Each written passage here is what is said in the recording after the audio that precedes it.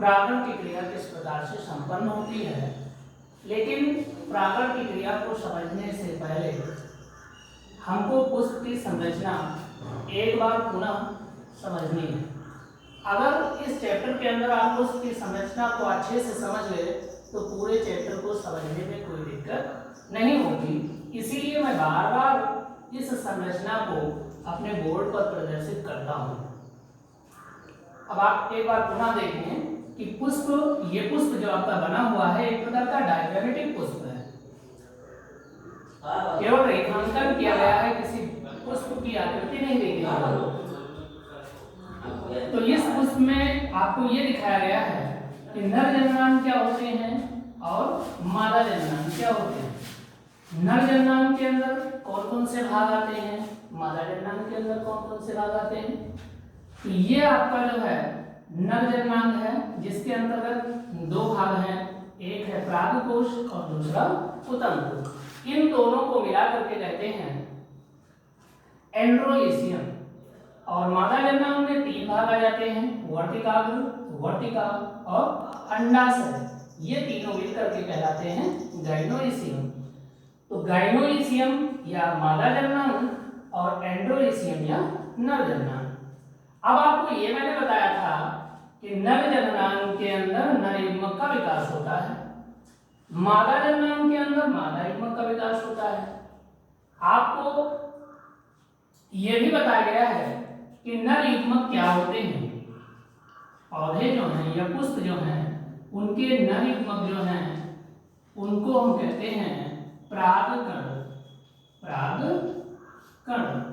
तो परागकण जो है उनका निर्माण किसके अंदर होगा, परागकोश के अंदर, जो कि पुष्प का नर जननांग है। आपको यह भी बताया गया है कि नर युग्मक अर्थात परागकण के निर्माण की जो प्रक्रिया है वो अर्धसूत्री विभाजन के द्वारा संपन्न होती है। अर्धसूत्री विभाजन होता है। मादा जननांग में वर्तिकाग्र का मादा युग्मक के निर्माण में कोई योगदान नहीं होता, वर्तिका का मादा युग्मक के निर्माण में कोई योगदान नहीं होता। मादा युग्मक के निर्माण में मादा जननांग का जो अंडाशय होता है केवल यही मादा युग्मक के निर्माण की प्रक्रिया में भाग लेता है। तो अंडाशय के अंदर जो है मादा युग्मक बनते हैं जिनको हम कहते हैं अंडाणु। क्या कहते हैं, अंडाणु कहते हैं। तो आपको दोनों युग्मक मिले, एक परागकण और दूसरा अंडाणु अर्थात नर युग्मक और मादा युग्मक। अब आपको यह भी बताया गया है कि लैंगिक जनन की प्रक्रिया में नर युग्मक मादा युग्मक से मिलता है, दोनों का समायोजन होता है। अब समायोजन होने के लिए आप देख रहे हैं कि नर युग्मक यहाँ पर बन रहा है, मादा युग्मक यहाँ पर बन रहा है। अब इन दोनों को एक दूसरे के पास जाने की आवश्यकता होती है। तो इन दोनों में एक युग्मक जो होता है वो अचल होता है और दूसरा युग्मक चल होता है। अचल का मतलब जो चलने में अक्षम होता है और चल युग्मक वो होता है जो चलने में सक्षम होता है।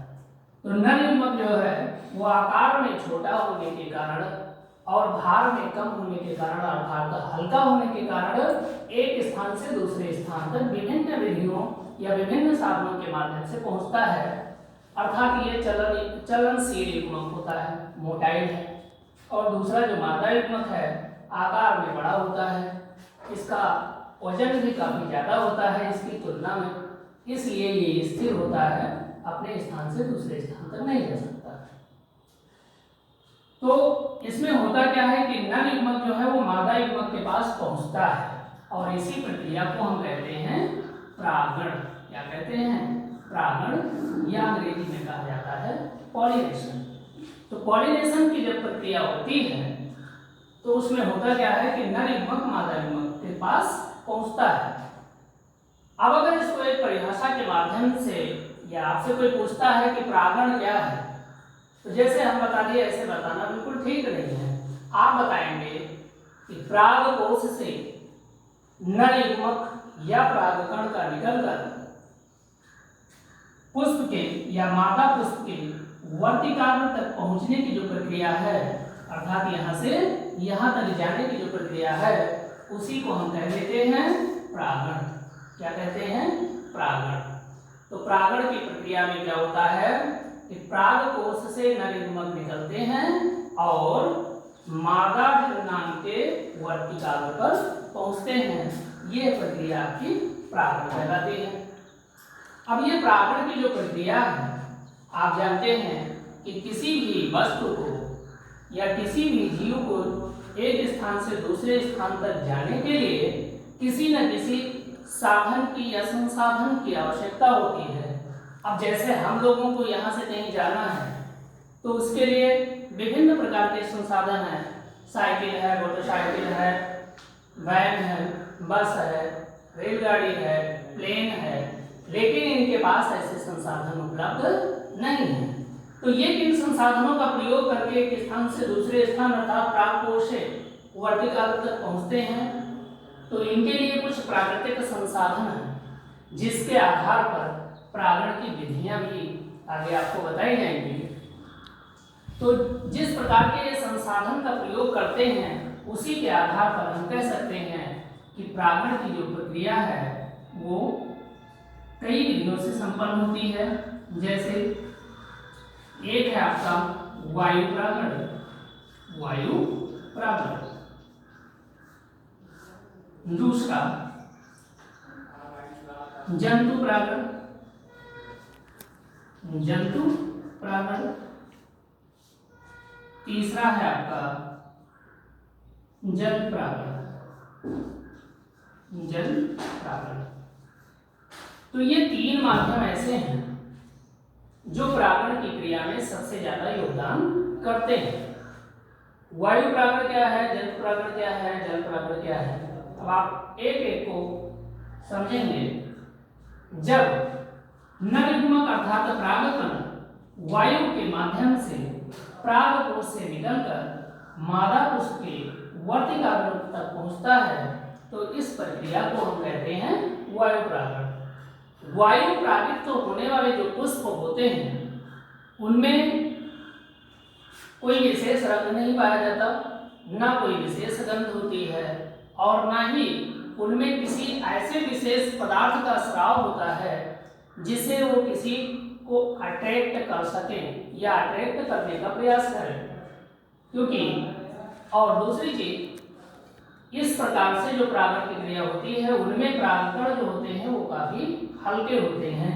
हल्के होने के कारण जब वायु पराग कोश के संपर्क में जैसे आती है तो वो अपने साथ परागकणों को लेकर के उड़ जाती है और उनको पराग वर्तिकाग्र के ऊपर छोड़ देती है। दूसरा है जंतु परागण। अब कुछ परागकण ऐसे होते हैं जो काफी भारी होते हैं, कुछ उनमें विशेष प्रकार की संरचनाएं भी पाई जाती हैं। तो भारी होने के कारण वो परागकण वायु के माध्यम से पराग कोश से वर्तिकाग्र तक नहीं पहुंच पाते हैं। तो इनको पराग कोश से वर्तिकाग्र तक पहुंचाने के लिए विभिन्न जंतुओं का सहारा लेना पड़ता है। और ऐसे परागकण जो होते हैं या ऐसे पुष्प जो होते हैं जिनमें जंतु परागण की क्रिया पाई जाती है उनमें विभिन्न प्रकार के ऐसे संसाधन या ऐसी युक्तियां होती हैं जो जंतुओं को अपनी ओर आकर्षित करती हैं। जैसे उनकी रंग है या उनका गंध है या उनमें पाए जाने वाले विशेष प्रकार के कुछ नेक्टर्स होते हैं जो निकलते हैं और उनकी लालच में जब कोई जंतु उसके पास जाता है तो उसके शरीर के किसी भी भाग से जो है परागकण चिपक जाते हैं और वही जंतु जब दूसरे पुष्प की ओर आकर्षित होकर के उसके संपर्क में जाता है तो ये परागकण जो उसके शरीर पर एकत्रित हो गए थे या चिपक गए थे वो दूसरे पुष्प की वर्तिकाग्र तक पहुंच जाते हैं। तीसरी विधि है जल परागण। तमाम पुष्प ऐसे होते हैं या तमाम पुष्प पौधे ऐसे होते हैं जो जल के अंदर पाए जाते हैं। तो जल के अंदर पाए जाने के कारण जो है उनमें परागण के लिए सबसे अच्छा संसाधन जो होता है वो जल ही होता है, क्योंकि जल के अंदर कोई विशेष प्रकार के जंतु भी नहीं जाते हैं और वायु से भी उनमें परागण की क्रिया बहुत ज्यादा हो नहीं सकती, तो इसके लिए होता क्या है कि उनमें जल प्रावरण की क्रिया पाई जाती है। तो जल प्रावरण में होता क्या है कि परागकण जल के माध्यम से परागकोश से वर्तिका तक पहुंचते हैं। तो इस प्रकार से परागण की जो क्रिया है वो संपन्न होती है। अब आपको इसके आगे अगले वीडियो के माध्यम से बताएंगे।